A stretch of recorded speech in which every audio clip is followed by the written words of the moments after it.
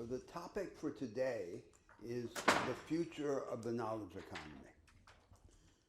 And in particular, the possible path from a knowledge economy for the few, which is what we have, to a knowledge economy for the many.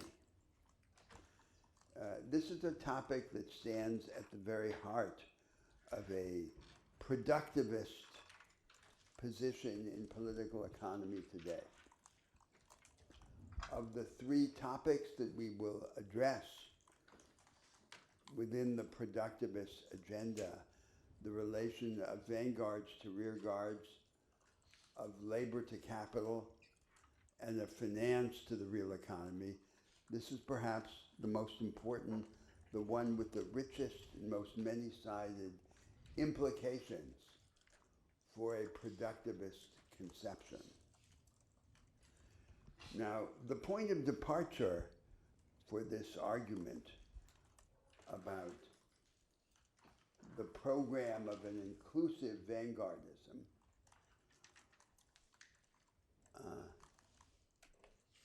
is the earlier remark I made about the reasons for the insularity of the knowledge economy. You will remember that when I introduced this theme of the insular knowledge economy, I suggested that there were two families of reasons for that insularity. The first family has to do with the special requirements of the knowledge economy. Unlike the earlier, most advanced form of production, conventional industry, for this mass production, the knowledge economy has very demanding requirements. It's not stereotypical in its content, and it's not minimalist in its requirements. And so that then leads to one avenue of considerations, which is to explore these requirements and how these requirements could be satisfied over a large part of the economy and the society. The second family of reasons for the insularity of the knowledge economy I brought under the heading of the concept of the path of least resistance. The knowledge economy seems to be a characteristic instance of what I call the path of least resistance. The path of least resistance is the form of an innovation that reduces the innovation to what the dominant preconceptions and the ruling interests will allow. The knowledge economy seems to be such a foreshortening, a downsizing of the insular knowledge economy seems to be such a downsizing of the innovations that in potential the knowledge economy might express. As I said in my characterization of the knowledge economy, its deepening and its dissemination are two sides of the same thing. It is in deepening that a form of production reveals its larger nature and potential. Because it is insular, we know this potential only in a fragmentary and often a perverse form. So what then are these requirements? We can bring them under three principal headings. The first heading is the educational or cultural. The second heading are the moral or social, that is having to do with the accumulation of social capital. And the third heading, the most important for our exploration here, is the legal and institutional.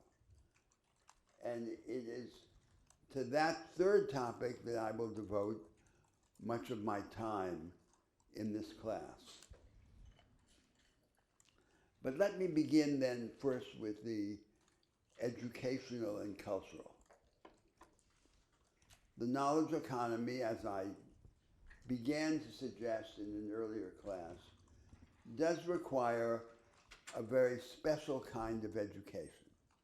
Conventional industry and its defenders paid only lip service to educational. The truth, as I suggested, is that the worker in a conventional Fordist factory needed very little by way of education. Now the demands for education are real and extensive, and for a particular kind of education. We can see the nature of this education both as technical education and as general education. And in truth,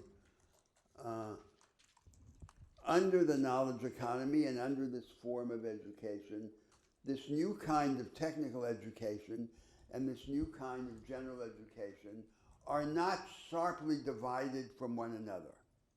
They are, as it were, on a continuum, on a spectrum, which supersedes the old idea, the 19th and to some extent 20th century idea, that the workers will receive technical education and the elites general education. The dominant model of technical education in the world has until recently been the old German model of training in job-specific and machine-specific skills. You're trained as a worker under this form of education in the traditional trades, to be a plumber, to be an electrician, and in the narrow kit of machines that each of these trades use, like, for example, the main types of metal cutting lathes.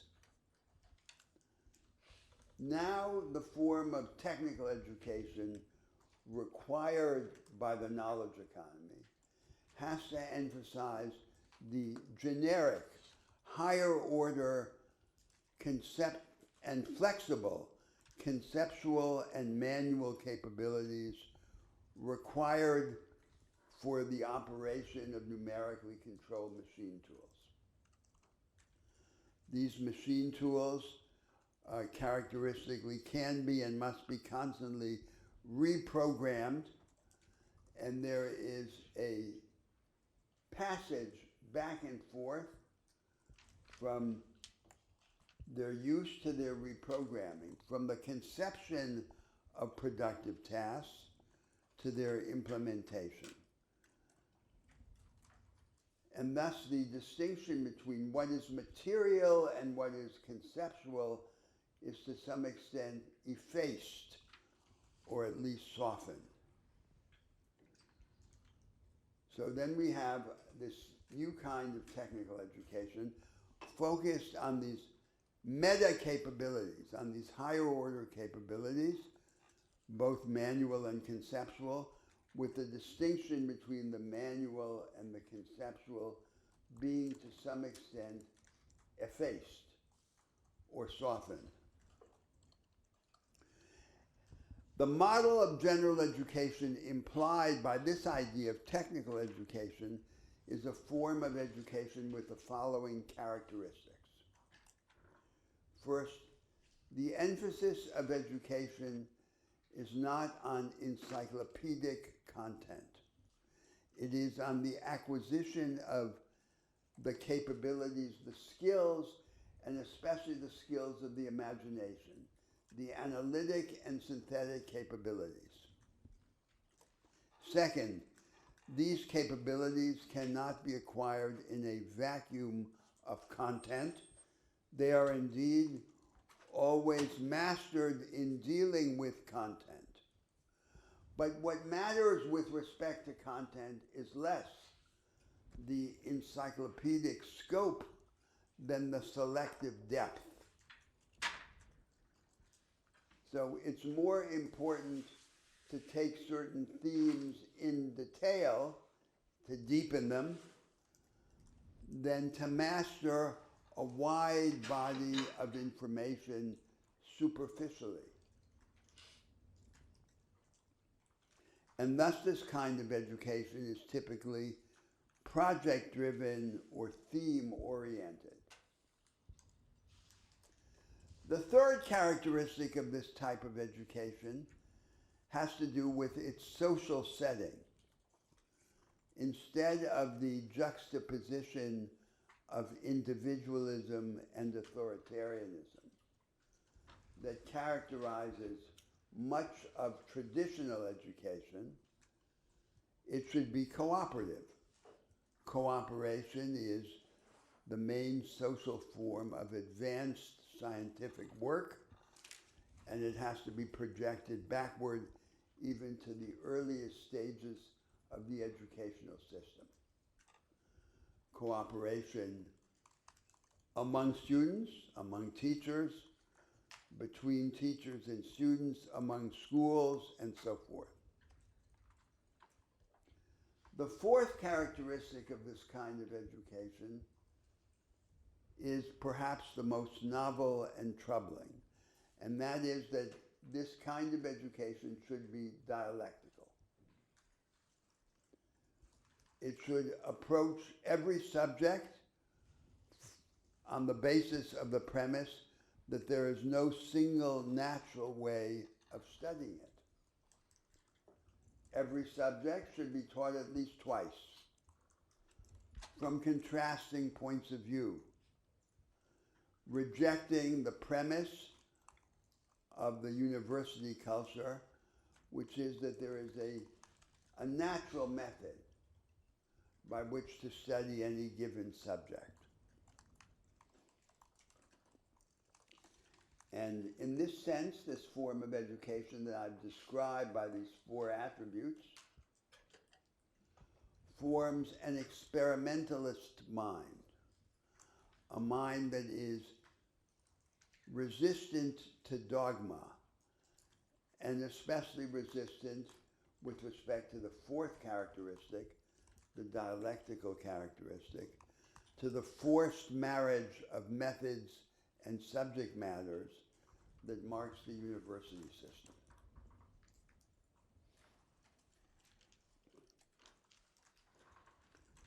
Now, the second set of, and of course I should say, let me say one more thing. In a country that is large, unequal, and federal in structure, such as the United States or Brazil, there is a practical requirement. The practical requirement is to reconcile the local management of the schools by the towns and municipalities with national standards of investment and quality. The quality of the education that a young person receives must not depend on the happenstance of where he is born. To reconcile national standards with local management, three procedures are necessary. First, there must be an extensive system of assessment of evaluation, school by school and student by student, to see what works, what has what consequences. Second, there must be a redistributive mechanism to redistribute resources and even staff from richer places to poor places.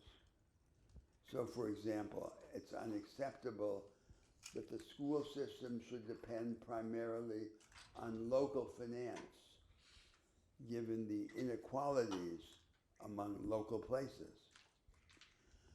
And the third necessary instrument is that there must be a corrective procedure, a procedure for turnaround or for fixing. So if a local school system falls repeatedly beneath the minimal acceptable threshold of quality, there must be some way in which the different parts of the federation can come together in trans-federal bodies to take over that local system temporarily, to assign it to independent experts who will fix it, and then once it is fixed, to return it fixed. Otherwise, there's no practical way to enact the principle that the quality of the education the young person receives must not depend on the accident of where or to whom it is born. So let's say that those are the first set of requirements, the educational requirements, which of course could never advance in any real society if they were driven just by the interest in deepening and disseminating the knowledge economy. Taken together, they represent a revolutionary change and a revolutionary initiative of national enlightenment, national emancipation that could not be based simply on the narrow grounds of promoting an inclusive knowledge economy. The second set of requirements has to do with the disposition to cooperate and the accumulation of social capital. So at different points in the characterization of the knowledge economy, I emphasized that it depends on a heightening of the level of discretionary initiative and of reciprocal trust allowed and required of all participants in the process of production.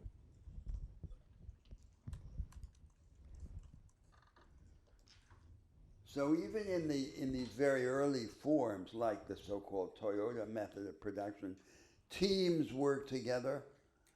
The individuals within these teams do not have narrow specialties. And there is a softening of the contrast between task definition and task execution.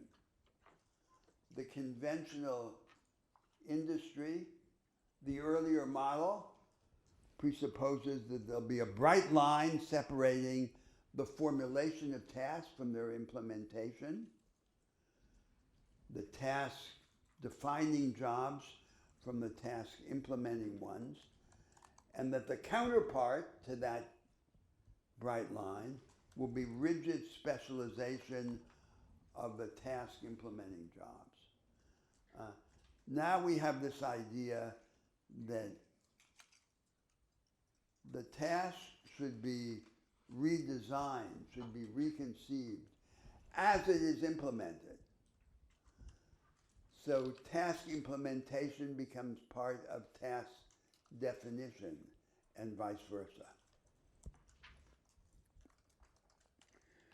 And all of those characteristics, as well as the cooperative competition that we expect to flourish in the knowledge economy within firms and among firms, requires a heightening of the level of trust.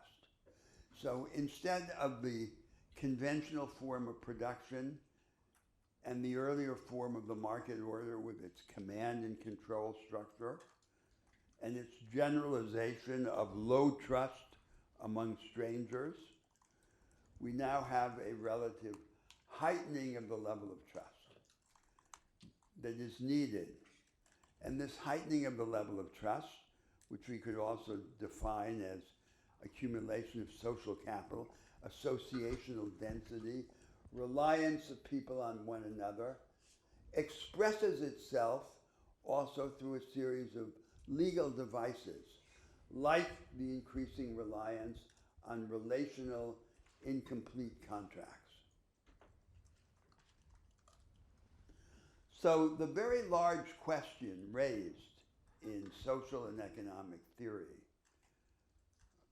by these claims is the assumption that this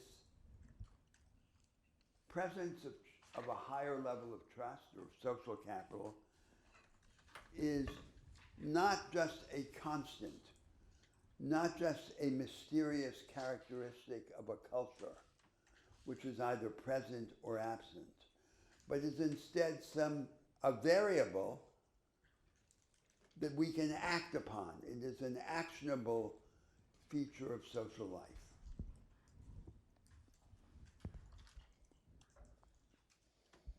And then we can ask, of course, by what kinds of initiatives could we increase the level of social capital or of reciprocal trust? So to take some examples from different parts of the arguments that we've had or may have over the ensuing weeks, the cooperative character of education, which accustoms people early on to cooperate. The engagement of organized civil society alongside the state in the cooperative non-for-profit provision of public services. Remember the idea. The state provides a universal floor of minimum services.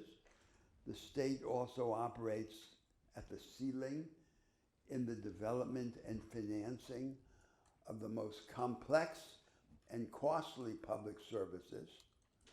But in the broad middle range between the floor and the ceiling, the state helps organize, equip, monitor, finance independent civil society outside the state and outside the market so that it can participate together with the state, it can partner with the state in the experimental and competitive provision of public services. And the basic idea is that this would be one of the most promising ways in which to enhance the quality of the public services. Civil society would by this means participate in the making of its own future. So what we have today in the world by way of provision of public services is largely what you could call an administrative Fordism. It is the provision by the bureaucratic apparatus of the state of relatively low quality, standardized public services. And by low quality, I mean simply services of lower quality than equivalent services that could be bought on the market by someone who has money.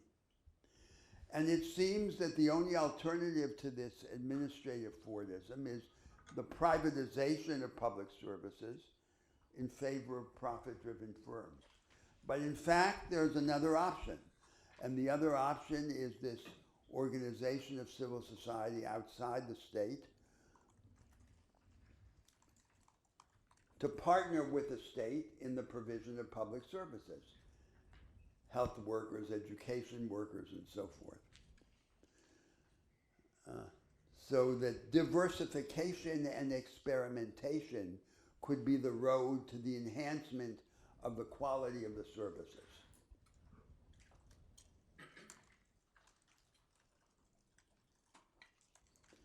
And a third example would be social service, even mandatory or voluntary, military or social service as a substitute for military service for those who are dispensed from military service, but some way in which every individual is expected to have not just a position in the production system, in the system of producing and skilling, but also in what you could call the caring economy, a responsibility to have to take care of other people beyond the boundaries of family selfishness.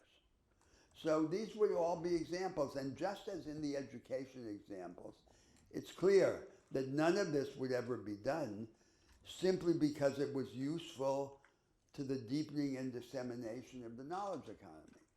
There would have to be many other goals or interests that would be at stake in this transformation of the character of social life. Now I come to what I think is the most complex and important of these requirements for the deepening and dissemination of the knowledge economy. And those are the legal and institutional requirements. After all, that's our main subject. It's the foreground subject. The reconstruction of the market order, the alternative futures of the market economy.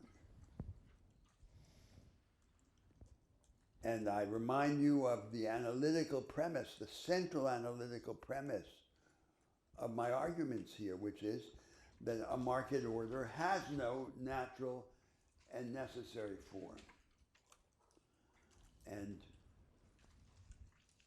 we develop the idea of the market not just by regulating or by redistributing through progressive taxation and redistributive social spending, but by changing the legal and institutional architecture of the market. So the question is, what kind of legal and institutional change in the market would be required for this deepening and dissemination of the knowledge economy? Now, I'd like to imagine a sequence of steps going from now to the future, beginning with the adjacent possible and proceeding to what is admittedly much more speculative and remote. And let's distinguish for this purpose, simply for reasons of convenience, three large stages. So in the first stage, we have three aims.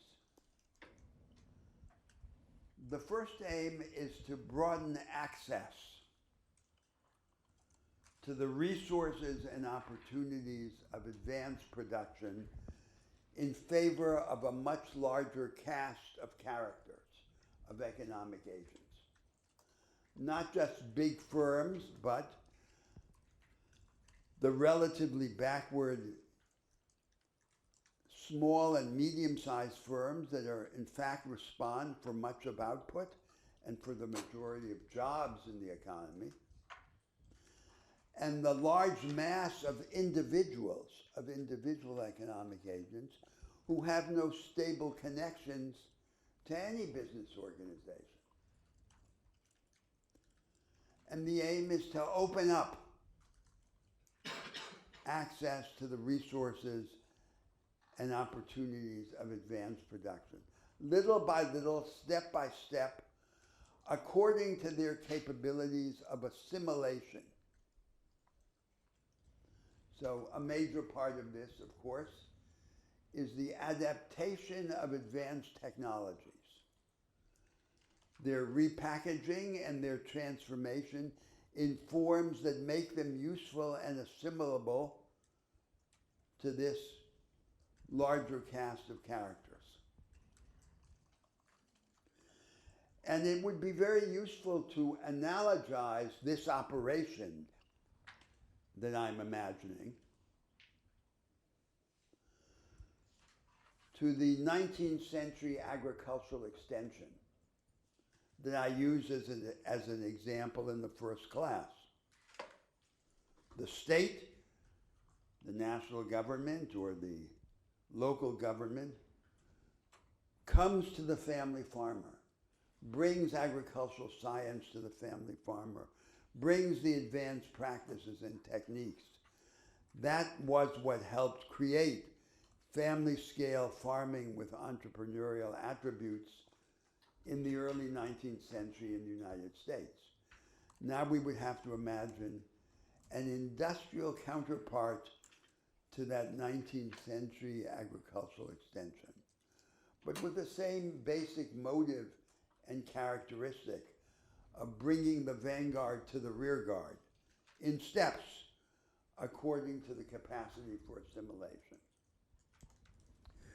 And so then there's the second element implicit in that, which is the influence that the state directly or indirectly would exert on the evolution of technology. And particularly with the aim of shaping the evolution of technology so that it does not simply replace labor, which to some extent it will always do, but it also enhances labor, having as the horizon, as the objective, the combination of worker and machine, rather than simply the substitution of worker by the machine. So the premise of that idea is that technology has no imminent intrinsic logic of evolution. We give it its logic of evolution by shaping the incentives to which it responds or the framework within which it develops. And then the third aim in this early stage is to discover what works experimentally, as we're trying to exercise this counterpart to agricultural extension, to lift up parts of the rear guard, to make the backward firms, the backward small and medium-sized firms more capable, and to transform the individual economic agents into what I called technologically equipped artisans. And we have to see which of these experiments work, how they work, and then having identified what works, to disseminate it. So rather than there being some single coherent framework within which this is done, there have to be the greatest possible number of experiments conducted by different institutions, by different centers, by different vehicles of the state, so that we can have a rich range of experience from which we can then select those that merit dissemination. Let's say that's the first stage of this institutional change.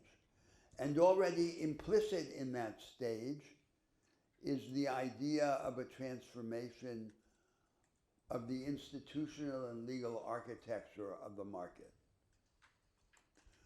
What I am next going to describe as the second stage is then makes explicit that institutional architecture. And we can then, once again, distinguish it on two axes, on a vertical axis of relations between the government and the firms, and then a horizontal axis of relations among the firms. So in order to make clear the distinctive characteristics of this architecture, let me begin by contrasting it to what we have on offer in the world today as models for relation between government and business. We have two main systems. We have the American model, the United States model of arm's length regulation of government by business. And we have the Northeast Asian model of formulation of a unitary trade and industrial policy imposed top-down by the bureaucratic apparatus of the state. Now, in fact, where it exists, this second model has variations. So, for example, in Taiwan, it's more decentralized than it is in Korea, historically. But this is the general character. And the alternative, the third position, the third model, in contrast with these two, would be a form of strategic coordination or partnership between central and local governments and the economic agents, firms or individuals disconnected from firms, that is decentralized, pluralistic, participatory, and experimental. So it's not the distribution of a set of subsidies. It's not choosing which are the sectors of the future. It's creating a framework or a procedure which tries to maximize pluralism, experimentalism, for the sake of subsequent selection. And on the horizontal axis of relations among these economic agents, it could be brought under the label of cooperative competition. Remember those farmers in the early 19th century that I described? So they were independent proprietors, but at the same time, they collaborated. They shared silos or instruments or even labor by working on one another's land at harvest time. And in this way, through cooperation, they achieved economies of scale. And that's what I'm calling cooperative competition. And cooperative competition can be formalized. It can require innovations in the property right through the disaggregation of property and the development of the law of relational contract of the incomplete bargains.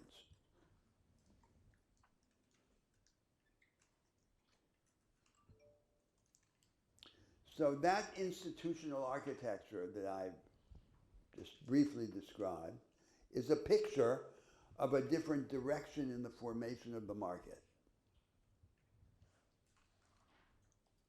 And now I come to the third stage, which is the speculative stage, which is really just a thought experiment that I also referred to once in the very first class. And remember, I used this slogan or this label of capitalism without capitalists. So we say the market economy will no longer be fastened to a single dogmatic version of itself.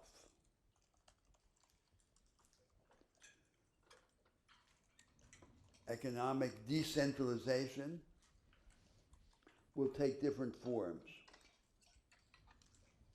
One of those forms will continue to use the traditional absolute property right, which in that first class I argued has the great advantage of allowing someone to do something that no one else believes in. But that won't be the only form of the market or of property. So we'll say that the main productive resources of society, or a large part of those productive resources, will be vested in a series of independent trusts. It's not the central government with discretionary powers to allocate resources. It's trusts that manage these productive resources, financial and physical, under different arrangements, and their main activity is to conduct a kind of rotating capital auction. So whoever is able to assure the trusts of a higher rate of return for a certain time, over a certain time horizon, with a certain profile of risk, manages then to bid away those resources and to use them. It's the basic idea. Now, it's less strange than it seems to be because, of course, under conventional finance theory, that's what's supposed to happen anyway. That is, a perfectly competitive capital market is supposed to allocate resources to its most efficient uses and users.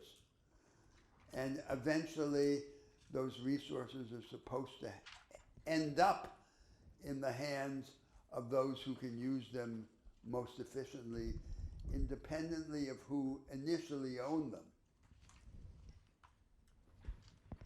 But here, by this thought experiment, we don't trust the perpetual motion machine of the established form of market to do that automatically.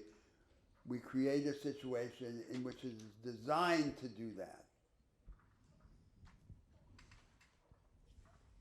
And that's what I call capitalism without capitalists, because no one has absolute or permanent control over these productive resources.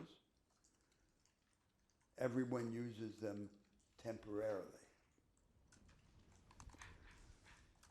So there you have three stages in the reconstruction of the market order. And of course, the third stage is very remote. The first stage is barely more than an accentuation of initiatives that already exist and are common in many countries in the world. But the point is that from modest beginnings, we can have a very fundamental reconstruction. So, before I say more, let me stop there at this stage, and because that's already an idea.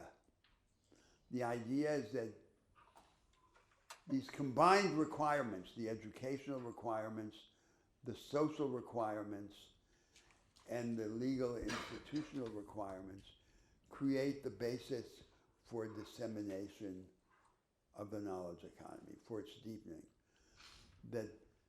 And that the potential of the knowledge economy, its larger potential, for example, to limit or even reverse the universal constant of diminishing marginal returns, could occur only in the context of this change in the institutional form of the market.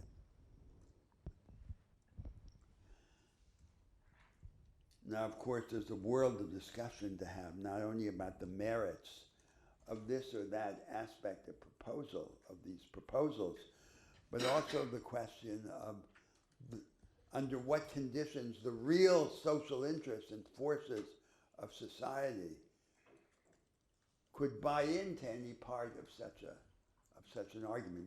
We'll come to that, but let me stop there and just ask for your comments and questions. Yes.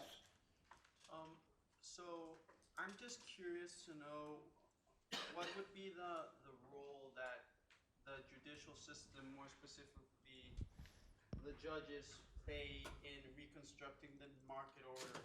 Perhaps even more specific in how do they approach this issue of building the social capital and trust? Do they, like, when there's a dispute, do they defer towards the trust in contract between the parties, or how does the role of a judge look like? Well, I don't think that any of these changes that I've described, all of them quite fundamental, right? Even the first stage of institutional change is fundamental. I don't think they would be likely to arise, or they would be desirable for them to result from judicial innovations. On the other hand, they require legislation, law. But once they are established, the jurists and the judges have to go to work, because they then have to be translated into categories. They generate a whole range of problems, of possibilities of abuse. The more radical ones, obviously, but even the modest ones also. And so all of this would have to become, as it were, the subject matter of the work of the jurists. So in the evolution of legal thought, there's this characteristic rhythm, right, in which there are moments of ideological and institutional refoundation. So the last one in the rich North Atlantic world was the formation of the social democratic or social liberal compromise of the mid-20th century. And at those moments, the jurists sometimes are there at the beginning in the design of the architecture. Then there comes a long period of normalization in which this refoundation then has to be translated into systematic legal categories. And that becomes the main work of the jurists, this normalization. And that happened with social democracy and social liberalism. It happened with a certain reservation. The reservation was that a remarkable legal characteristic of the social democratic or social liberal foundation is they created a new body of public law, the public law of the regulatory and redistributive state, and superimposed that new body of public law on a largely untransformed body of private law. So it's conservative with respect to the law of contract, the law of property, the law of tort, of delict, but inventive with respect to the public law. And that then all became part of this normalization. Then there's a third period, which you could call the period of darkening. And in the period of darkening, which the United States and other of these North Atlantic countries have now been in for a very long time, the early settlement recedes into the background, and it does not speak to many of the fighting issues of today. And the jurists then are no longer just normalizers or systematizers. They begin to adapt an ironic or manipulative attitude to these categories. So there's no system, and they then use the discourse to promote this or that political end. Ironically, tactically, instrumentally.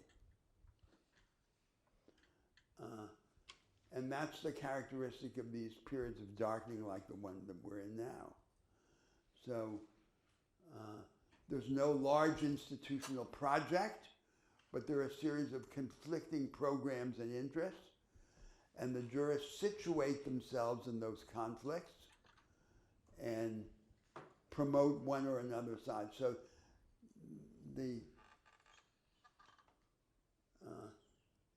So, for example, you take the characteristic law review articles in the American law journals. They had a canonical form. The canonical form was the jurist takes a body of law, he shows how that body of law can be understood in the light of certain underlying policies or principles. And then once he has constructed that system, he then criticizes part of the received law or legal understandings as incompatible with that system. And it depends on a series of happy accidents. That is, you have to believe that there is this system, that it explains most of the law, but it doesn't explain all of it. If it didn't explain most of the law, it would be just an invention of the jurists. It would be lawmaking instead of law interpretation. But if it explained everything too easily, then you would think it would suspect that it was elastic, like a rhetorical medium, which could explain anything. So it has to explain just the right amount to be plausible. So that was the conventional law review article. Now what happens is, in this period that I'm calling darkening, is that the jurists increasingly do not believe in the assumptions of this practice of legal thought. They don't think it's a system, but they continue to use this formula of the law review article. ironically or tactically, in bad faith, so to speak. In Sartrean bad faith is how they write their law review articles. And that's in this period of darkening. So now, a characteristic of the argument I just made is that as it proceeds in this dimension, it's supposing some kind of refoundation, obviously. But this hasn't happened. So it's an exercise of the imagination in advance of history. And that's why we're going to come later to the question of how it meets up with the real forces and interests of society. But this is an extended answer to your question about the jurists. Yes? I wonder how you think about what the Biden administration has been doing in the last couple of years, and like the CHIPS Act as a step towards your stage two, a form of political economy that might be a third way between the more laissez-faire response to capitalism and the Eastern one. Well, that would be a hopeful way to think of it. I think maybe too hopeful, right? Because just to suggest a contrast to that view, you'd say what has happened in the United States is that the two political parties in the United States have evolved into parties in which they both have a working class base, because of course most people are workers. And in the United States, where everyone is supposed to be more or less middle class, a middle class means to be a worker with a bourgeois identity. So there are blue collar workers and white collar workers, and that's the real basis of these parties. The electoral base, the voters.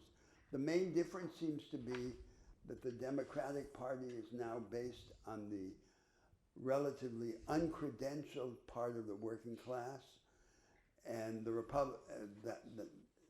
relatively credentialed part of the working class, and the Republican Party on the relatively uncredentialed part of the working class. The state, in this period of these recent precedents, has been engaged in a series of redistributive projects upward. It's redistributing upward, giving subsidies to capital.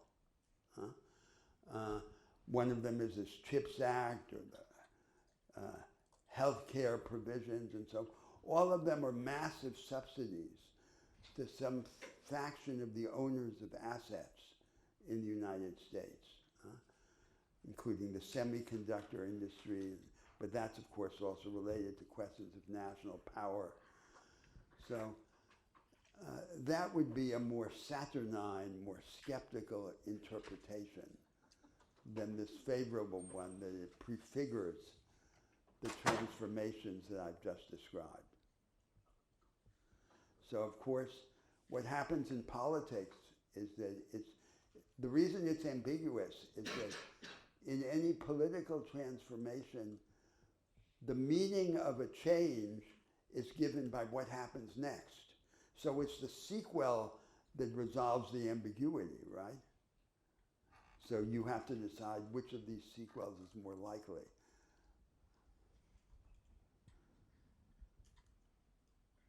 Yes?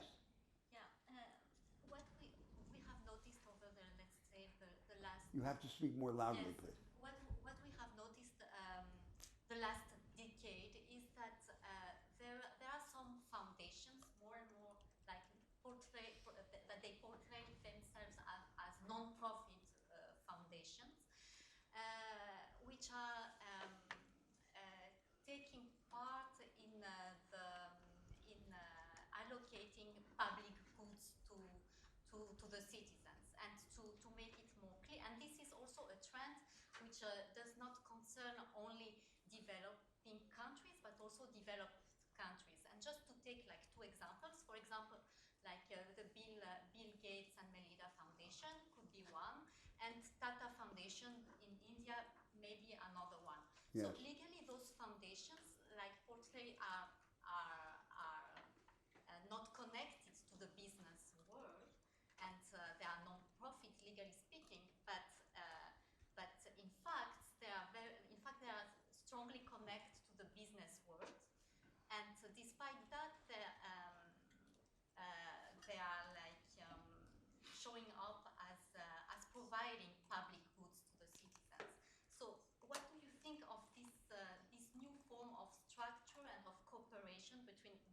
foundations and the governments.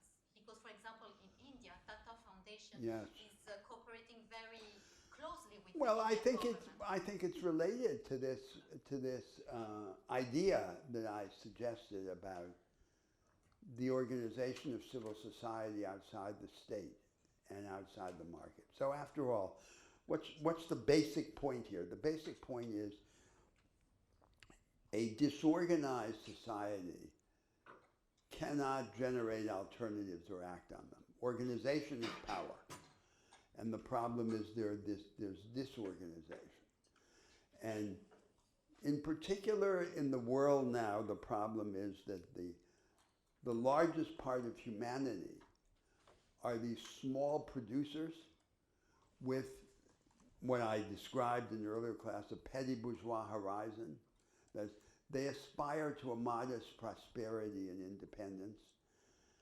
The default aim of becomes then to have a family store or a business, a plot of land. So it's archaic, regressive family business because there's nothing else. If there were a larger menu of possibilities, then that aspiration to ascent could take other forms. And that then becomes, that's a big project of all of this. That is, this discussion of the future of the knowledge economy is related to that. You know, it's a little part of that bigger thing, because the question is whether these isolated, fragmented economic agents can ascend to greater capability, to greater economic empowerment, and in alternative institutional forms. So if there's no alternative form they can take, all they have left is archaic, retrograde, traditional family business, traditionally dependent on family saving and self-exploitation. Now, then come these philanthropies. Many of them are the hobby horses of the disinterested plutocracy. So this is not the ideal form in which society would change itself, right? That would depend on the largesse of these mecenas spreading around money according to their personal preferences. Nevertheless, it can be useful because we don't get to choose with what cards we play. We have to play with ones that exist. So I think that some of this philanthropic activity can be useful to the development of this idea of the organization of civil society outside the state and outside the market by partnering with the state. So it can serve that purpose eventually or occasionally, but that's not what it originally is designed for. Yes. Can you say a little bit more about transitioning from legal complete contracts into more relational?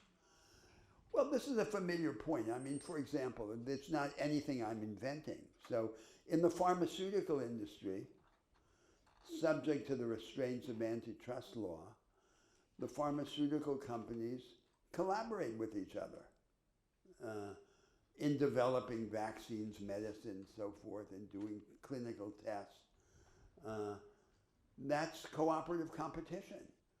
And in Silicon Valley, there's widespread cooperative competition. So a study was done maybe 20, 30 years ago comparing the relatively more successful Silicon Valley with the relatively less successful Route 128 in Boston, and what distinguished them. And the main thesis that emerged was that in Silicon Valley, there was more cooperative competition. There was a circulation of ideas, practices, people among firms as well as within firms, and a regional culture that was conducive to this experimentalism. So it's very clear that the knowledge economy, even in its now insular and relatively perverse form, is supported by these practices of cooperative competition.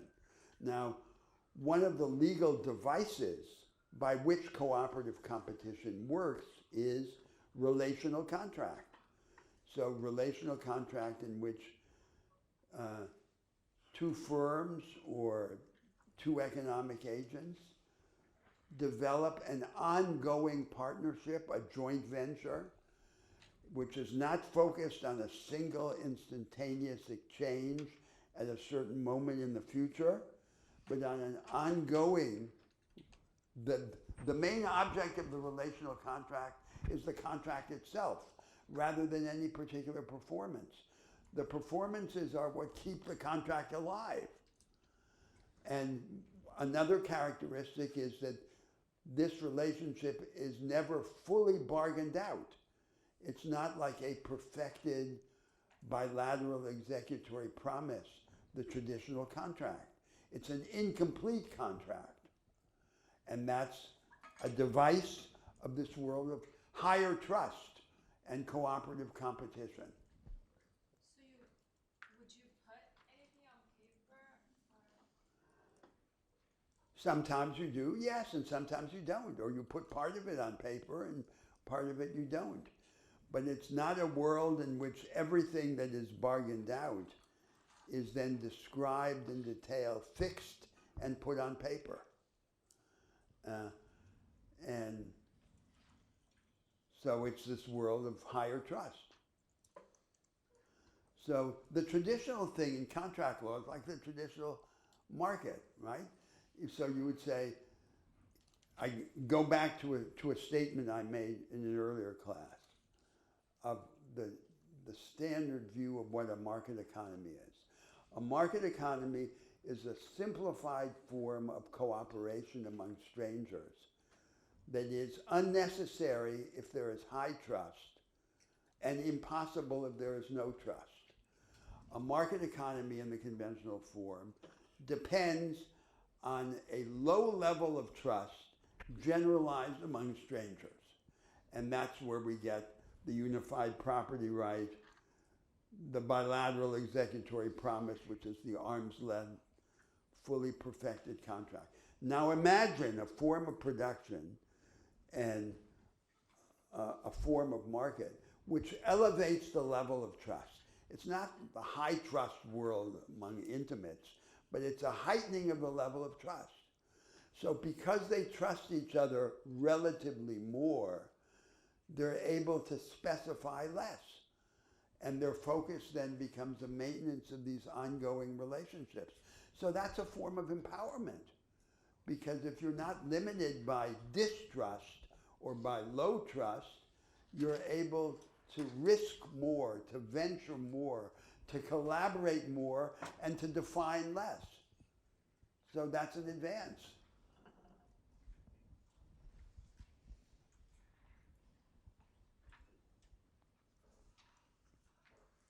Yes. Yes, continuing on the issue of trust, if it's so important for making the knowledge economy more inclusive, what does this say about countries with different levels of social capital, social trust, and their trajectories going forward? So it's true. So when these sociological studies are done or anthropological studies of trust, societies differ in levels of trust and distrust, right? And that's attributed to characteristics of national culture. I think that those characteristics are mutable.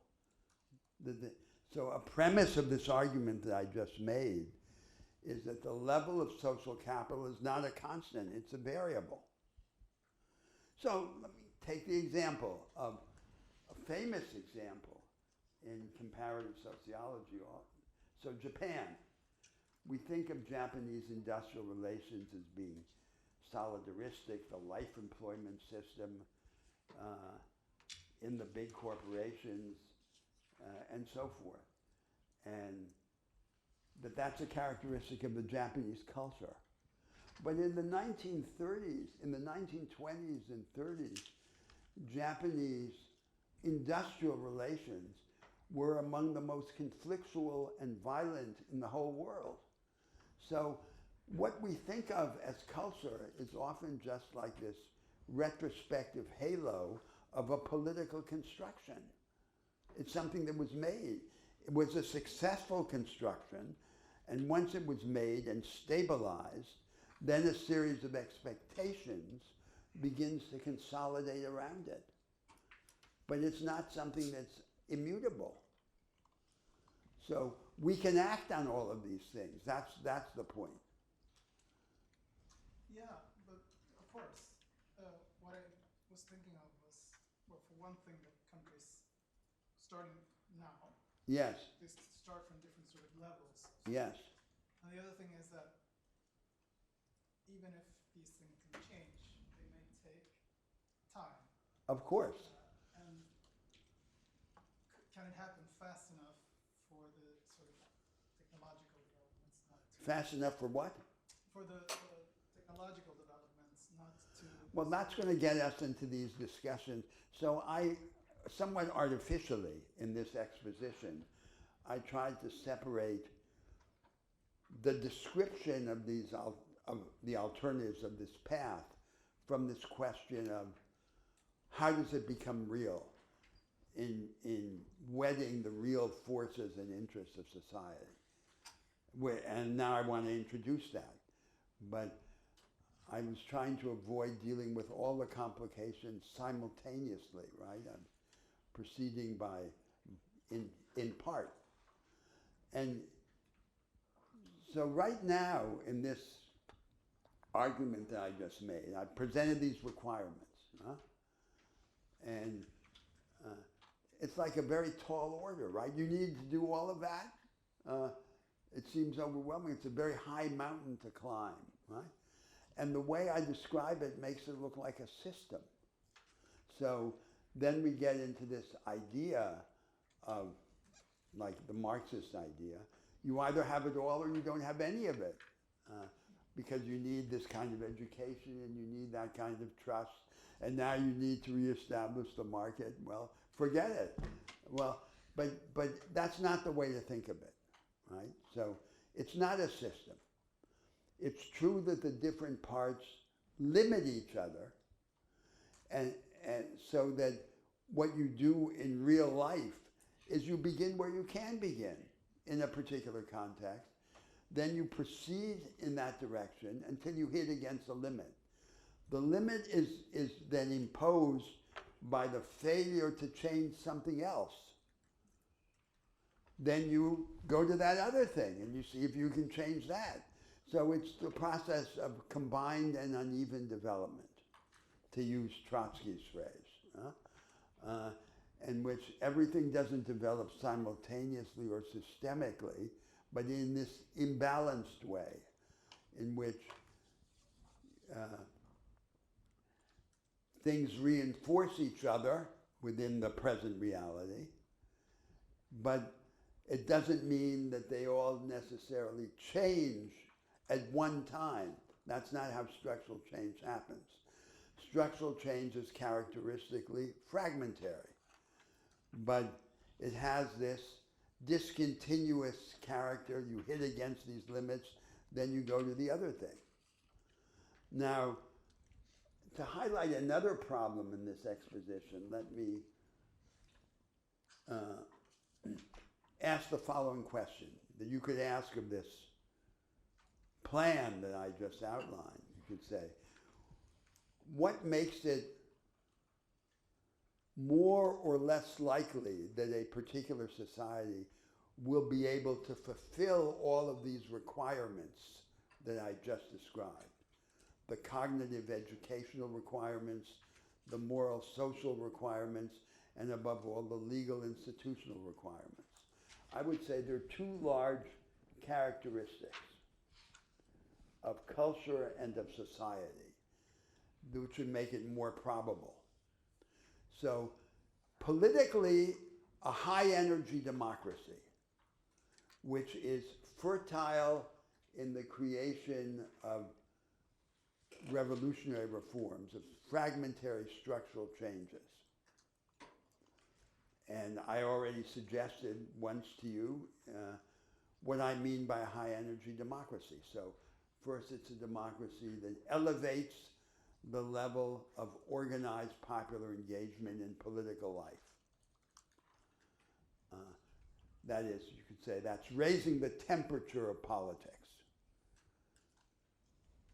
So that has to do with the relations of politics to money, to media, the electoral regimes, the rules of voting, and so forth. Elevating the temperature. And the premise of elevating the temperature is the rejection of a central tenet of conservative political science and conservative political statecraft, which is that there is an opposition that politics must be either cold and institutional, or it must be hot and anti-institutional, Caesaristic. So to translate that into a simple names, the idea is at the end of the day you have to choose between Madison and Mussolini. That's that idea. And it's a false idea. It's very plausible, it's intuitive, but political institutions differ among themselves in the extent to which they allow for a heightening of the level of political mobilization in an organized fashion, not by an extra-institutional and anti-institutional Caesarism, but in an institutional form. So you can have a politics which is both hot and institutional. Now then comes the second proposition. And that can be illustrated by the American constitutional architecture. So in the American Constitution, there is a liberal principle of the fragmentation of power, and there is a conservative principle of the slowing down of politics. That's Madison's scheme of checks and balances. And they appear to be inseparably wedded to each other. And of course, that's what the Americans believe, almost universally. They think they're inseparable. The liberal principle from the conservative principle. They're not inseparable. They're married by design, by intention. They were designed to inhibit the political transformation of society and to create a kind of table of correspondences between the transformative reach of any political project and the severity of the constitutional obstacles they would have to overcome. You can reaffirm the liberal principle, but repudiate the conservative one. For example, we give you a very simple example. You can say that if there's an impasse between the two political branches in the American Constitution, the presidency and the Congress, either branch, in the face of an impasse, could dissolve the impasse by calling early elections. But the branch that exercises the constitutional prerogative will always have to pay the political price of running the electoral risk, because the election will always be bilateral for both branches. So one branch doesn't get to dissolve the other. It only gets to dissolve the impasse by calling the early election.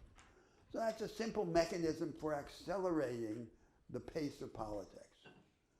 By the way, it's just like it's the system of the French Fifth Republic has this system.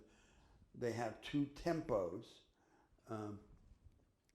a fast tempo when the parliamentary majority coincides with the presidency, and a slow tempo when they diverge.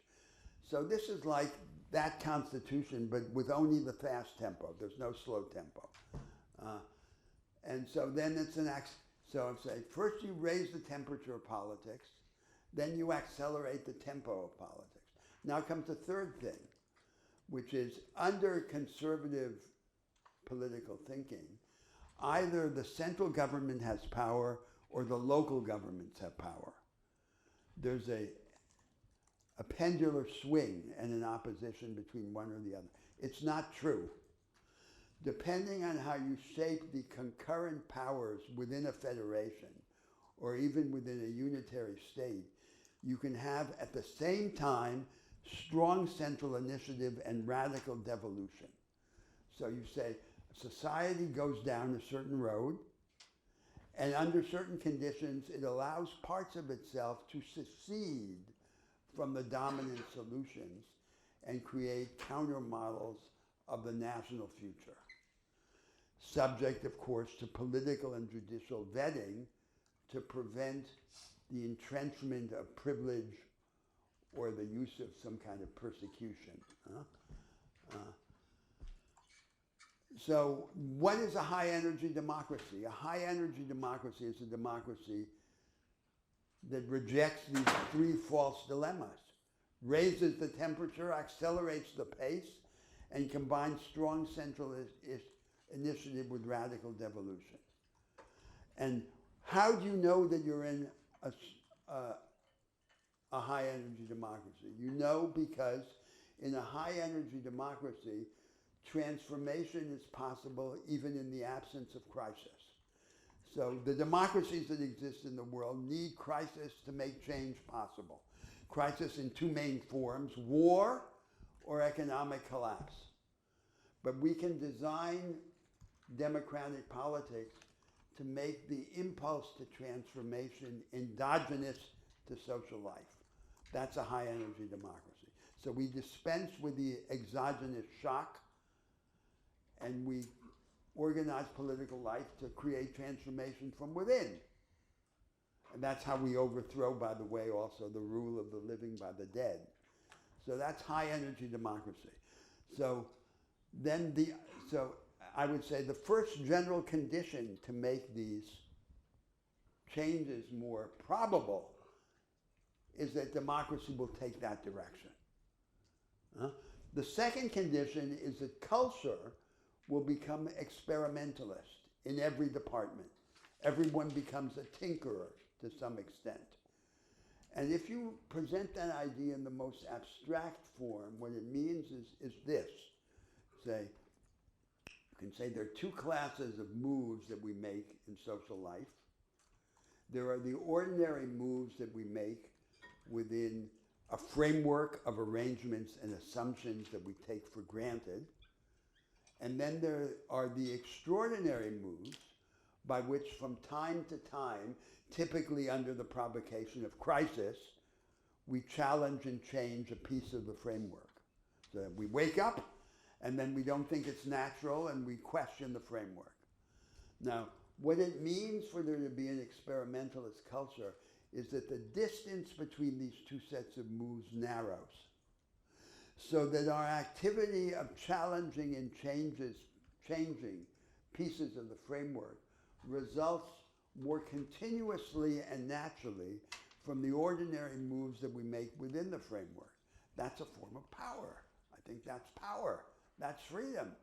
That's how we can be in the structure and outside of it at the same time. We can be in it without surrendering to it.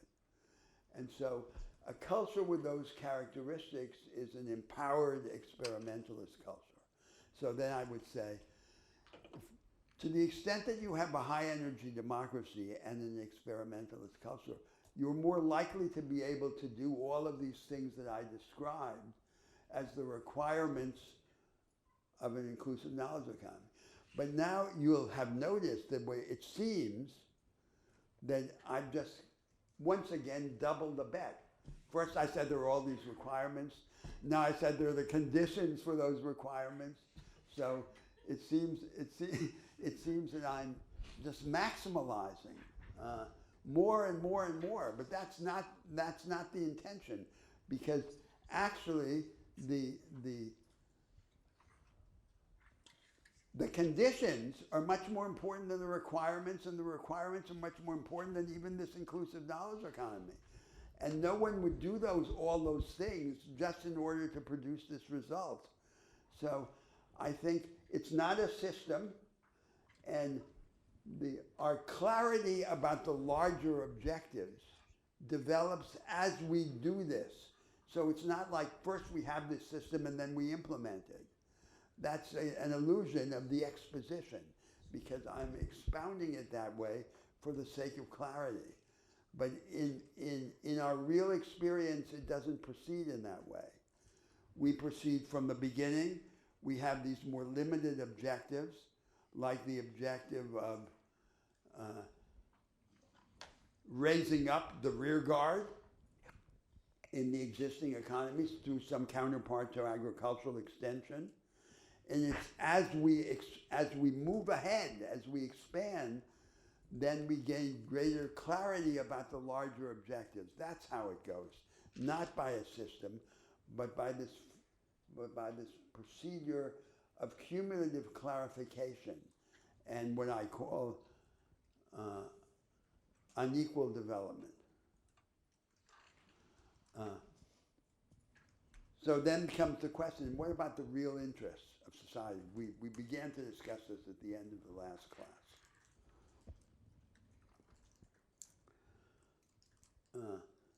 So how would this, the whole insular knowledge economy is an example, I want to argue, of what I call the path of least resistance. It's a downsizing of this complex of innovations down to the level of the established interests and preconceptions. And whenever we have such a phenomenon of the path of least resistance, there's this characteristic opposition. The path of least resistance, of course, by definition is always the easiest to implement because there's the least resistance. It's the one that fits with the existing world. So of course it's going to be easiest. But it always has a problem. And its weakness is that it shortchanges the potential of the innovation. So the real potential of the knowledge economy, a characteristic example of the path of least resistance, is not revealed or achieved through this insular form. So the advantage that the enemies of the path of least resistance have on their side is that they're the ones who are promising to achieve this potential more fully for the whole of society. Now, how is that going to connect with the real conflicts of real countries? That's then the next question. And so what I think is that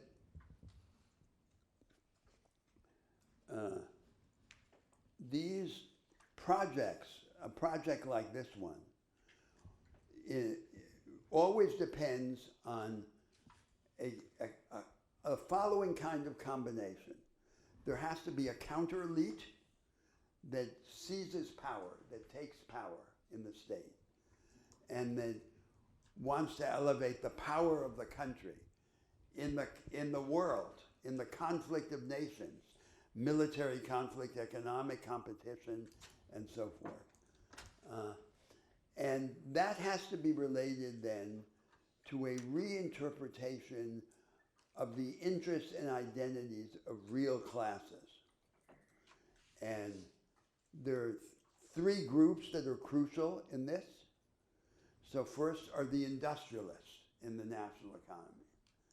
And they have to see that the road is the conversion of conventional industry into this more advanced form of manufacture and of production.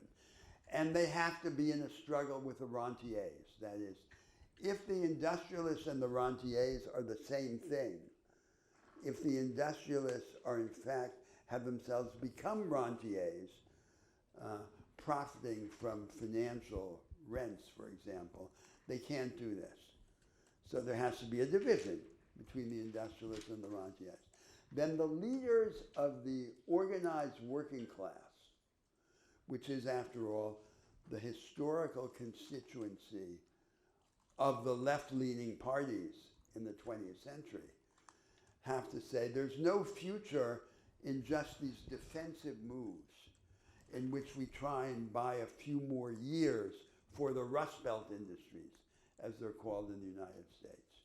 We have to, if this is going to have a future, we have to convert this into something else. And in that process of conversion, the groups that we used to define as our enemies, like the temporary workers, the foreign workers, the small business class, have to become our allies. So it's institutionally transformative and socially solidaristic rather than institutionally conservative and socially exclusive. And so the base, the historical base of capital-intensive conventional industry has to reorient and understand its interests and identities in a different way. And the third group that is crucial is these people who I'm calling, they're not necessarily objectively petty bourgeois, although that may be a part of it, the small business class, but they're subjectively petty bourgeois. All those small-time little economic agents who are fragmented and who are in fact the majority of society have to understand that there's a better future than traditional, archaic, isolated family business based on family saving and self-exploitation. So that they are willing to partner with this apparatus that comes to them in this attempt to lift them up. That's the most difficult part of this operation, because that part of society is normally not organized. So there's no organized interlocutor with whom one could bargain or to whom one would speak. And they're easily captured by these populists precisely because they're so fragmented. But I want to insist on this idea that there are two crucial premises here in this argument. The first premise is that there's always more than one way of defining and defending a class interest.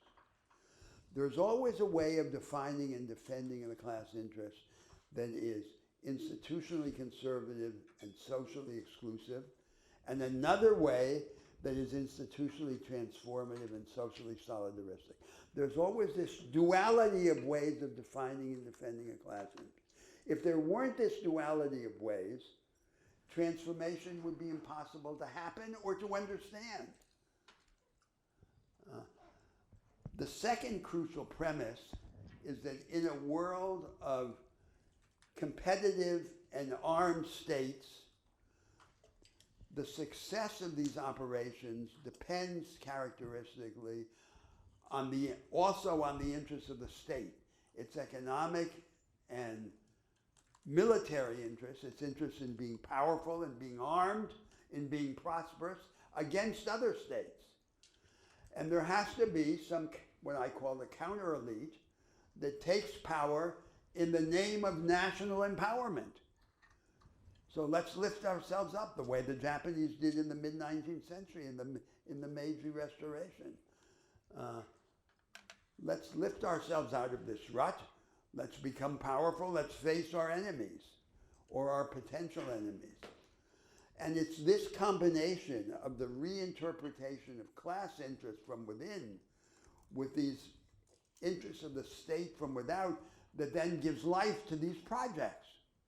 So that's the basis, and I think the only basis on which the project of the inclusive knowledge economy, of the knowledge economy for the many, can become real. Because otherwise it's just a pious dream. Well, again, let me stop there and ask for your comments.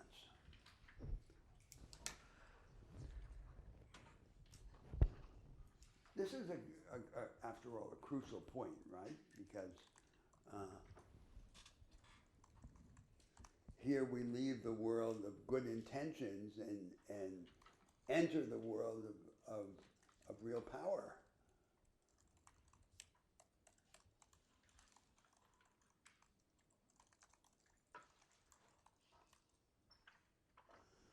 The project of an inclusive knowledge economy is a power project in the world.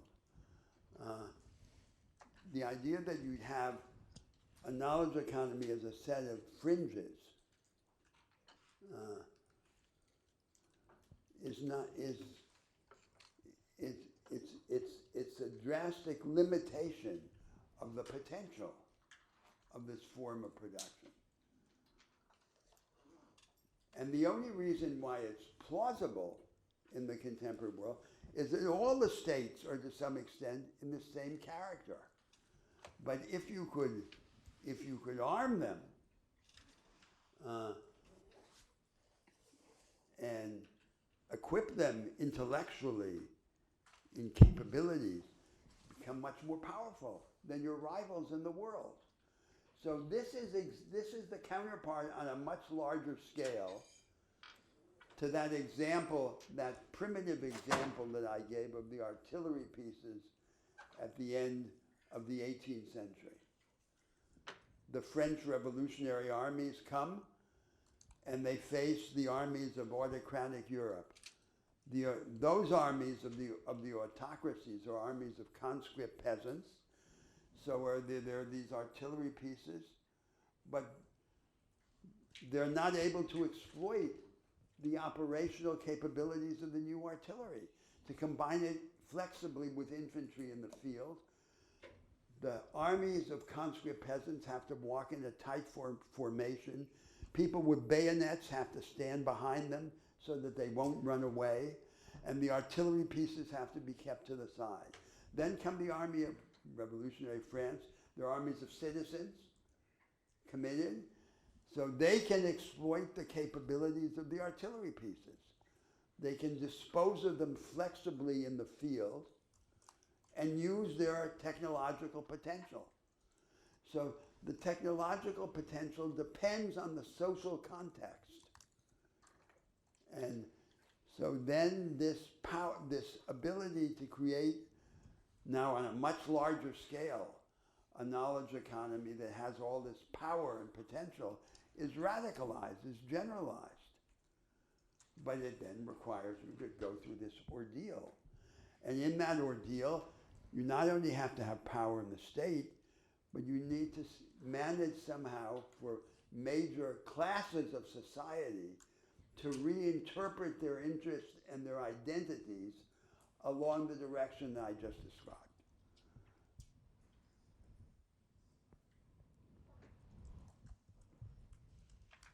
Yes.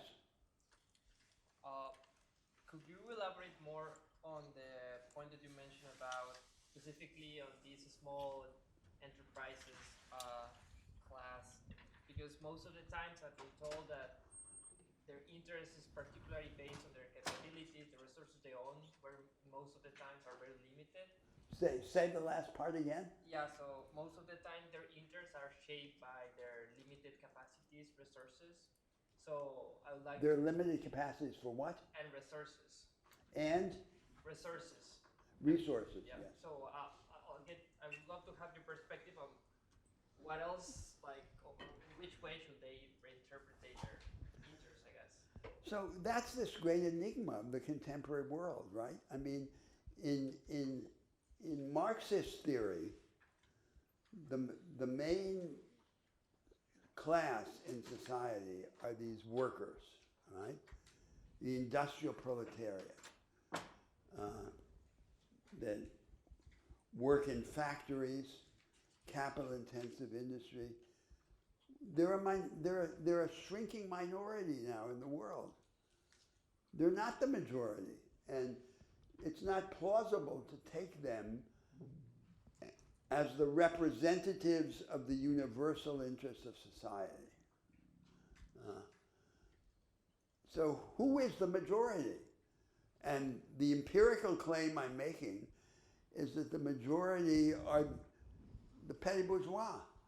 But now we have to distinguish, because the petty bourgeois in an objective sense, small-time entrepreneurs, store owners, and so forth, that also is a minority. But the petty bourgeois in an objective sense of workers who remain poor but who aspire to this modest prosperity and independence, that's the majority of humanity. And So their whole horizon of aspiration is typically petty bourgeois. And the question is then, are they eternally or necessarily imprisoned within the limits of that petty bourgeois horizon, or are they capable of some kind of progression? So the hopeful assumption that I'm making is that what they really aspire to is this modest prosperity and independence. They want to be lifted up. But the default instrument on which they pin their hopes, in the absence of any other, is a traditional archaic family business. So the archaic family business is not necessary to their aspirations. It's the available proxy for what they want. And if we have all of these ambitions for society, for humanity, we have to find better proxies. So that we present them then with a menu of options that goes beyond the very restricted repertoire that they had available to them before. And so we come to the local farmer, for example, and we offer him the agricultural extension. We entice him to join these associations that are the instruments of cooperative competition. We push him beyond the boundaries of family selfishness. He becomes a bigger person in a bigger world with a wider horizon of aspiration. Now, it's a complete enigma because on the one hand, I'm saying this is the majority of humanity. But on the other hand, I'm recognizing that this is the part of humanity which is most difficult to address. Not necessarily because its aspirations takes a narrow formulaic expression, but because it's disorganized. It has no representatives. It's not in big factories. It doesn't have stable leadership. How are we to address it? So in this alliance that I'm describing, in which there's a counter elite in the state seeking to empower the state in its conflict with other states, there are the industrialists who are opposing the financial rentiers. There are the workers who have understood that conventional Rust Belt industry has no future and that they must convert into something else. Now we come to the last group, the subjective petty bourgeoisie. That's the hardest part of this operation. That's the most mysterious and intractable part of this operation. So I think of my own country, I think of Brazil. We have, and I described it in an earlier class. So we have a traditional middle class,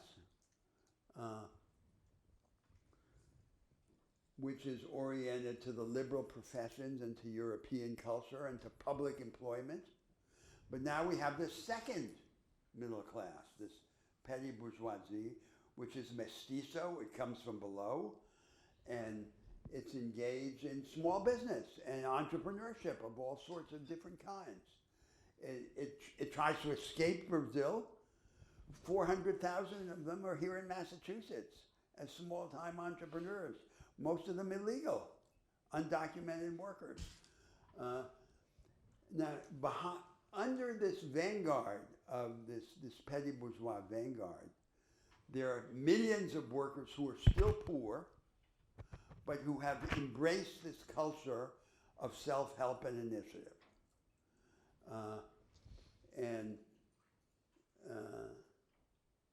So they're subjectively, but not objectively, petty bourgeois. They have 2 or 3 jobs, they work day and night, they wake up at 4 o'clock in the morning and so forth. And then there are the Brazilian masses, the poor people who receive the transfer payments, which are better than nothing, But what they would really like to do is to follow the example of the petty bourgeoisie.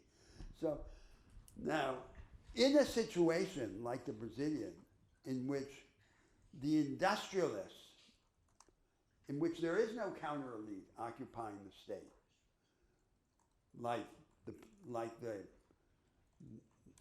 the people who brought about the Meiji Restoration, there is no such counter elite. They're professional politicians. The left-wing ones are involved in transfer payments to pacify the poor, just like the right-wing ones. And the industrialists, my second group, are rentiers. That is, everyone who's failed as a producer can continue to prosper as a rentier. And they allow themselves to be represented by the financiers. So many of the elements which I regarded as necessary are missing. But in other societies, they're less missing. And nothing is missing necessarily or forever. So this argument is, it's an argument about a very difficult situation, but in which it seems to me that the precipitating factor is the first one. That is the desire of a counter elite within the nation to lift the country up and to make it powerful, to allow it to prevail in the struggle of nations, is a huge inducement. And of course, that's the one that didn't figure in Marxist theory and in traditional leftist doctrine, but that we know has vital importance in the actual world.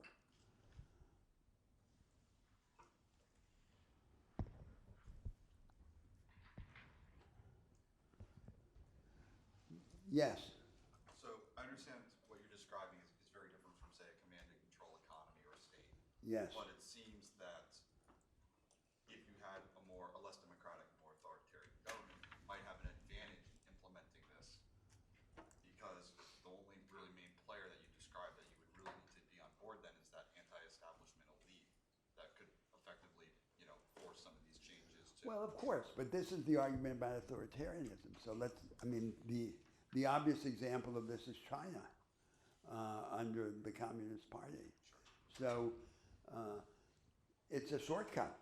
I mean, it's in which you imagine there'll be a vanguard, and the vanguard will be able to impose a solution in the name of national power. But it's a costly vanguard. It's a costly shortcut, because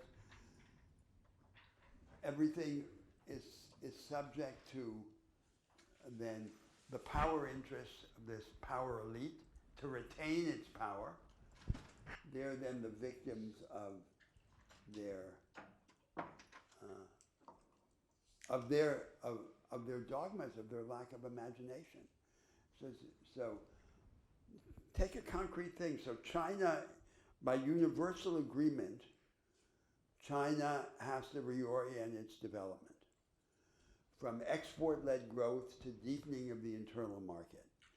And export-led growth then has to be seen as a complement rather than a substitute for this internal deepening.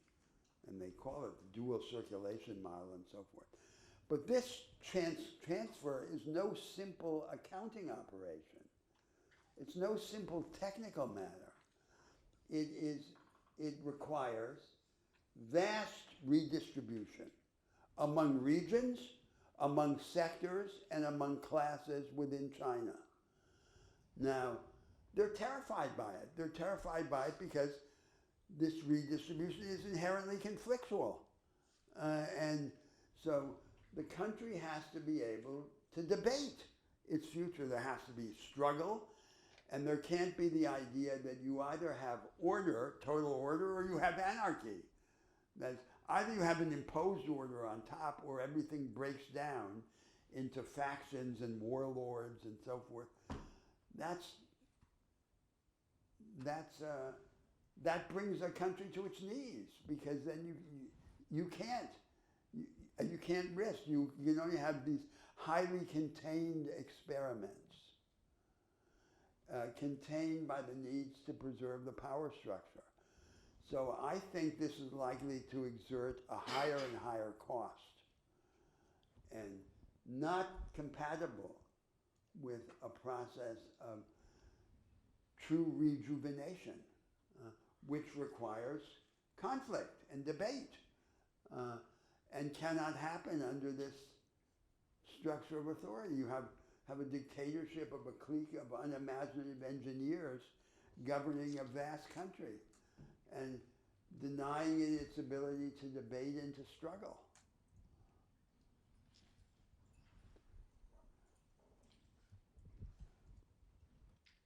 Yes.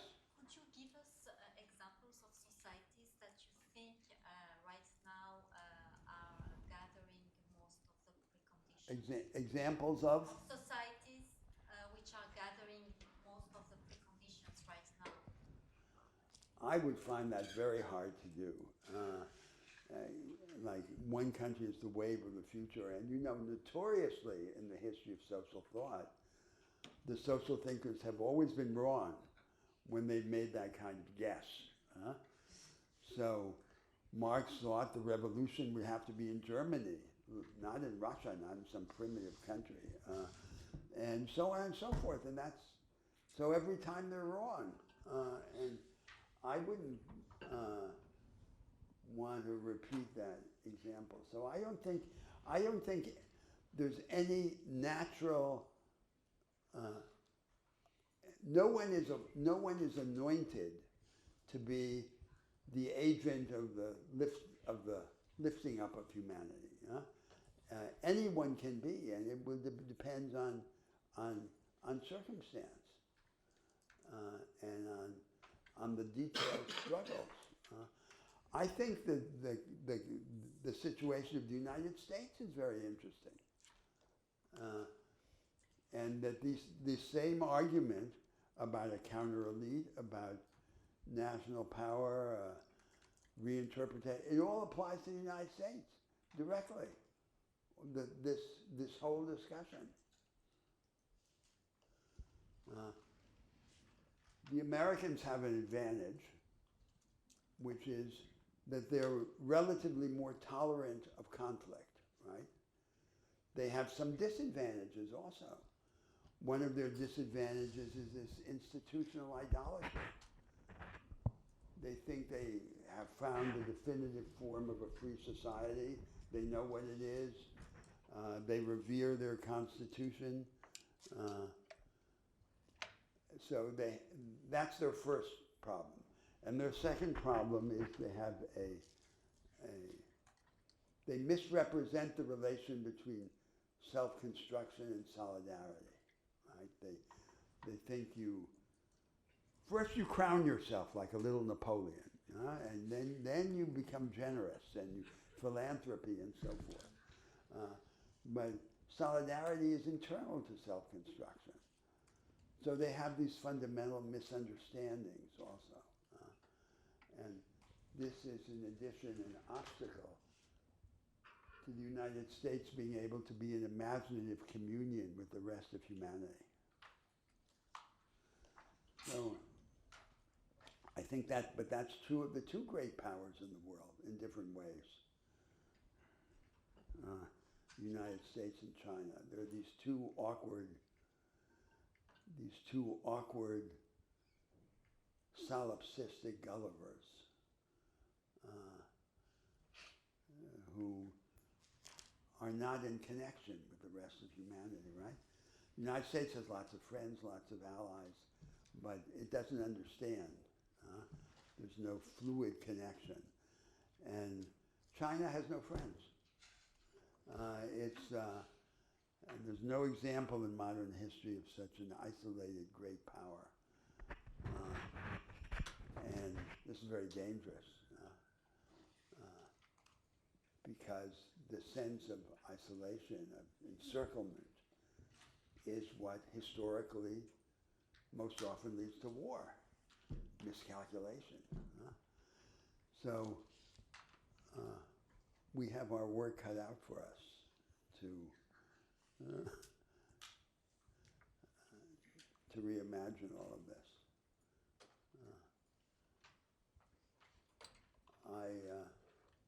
So it'll be 2 weeks. There's much to think about. So in the rhythm of my argument today, I think I've done something somewhat paradoxical because I constructed an exposition which was maximalist. There's this whole system, there are all these stages, stage 1, 2, and 3, everything is related to everything else. And I said I kept doubling the bet until the very end. Then at the very end, I tried to take it all back and say, no, we can do it part by part, and it's connected in such and such ways to the real forces of society. So you have to tell me whether that's satisfactory or not. But we'll continue in 2 weeks. Thank you.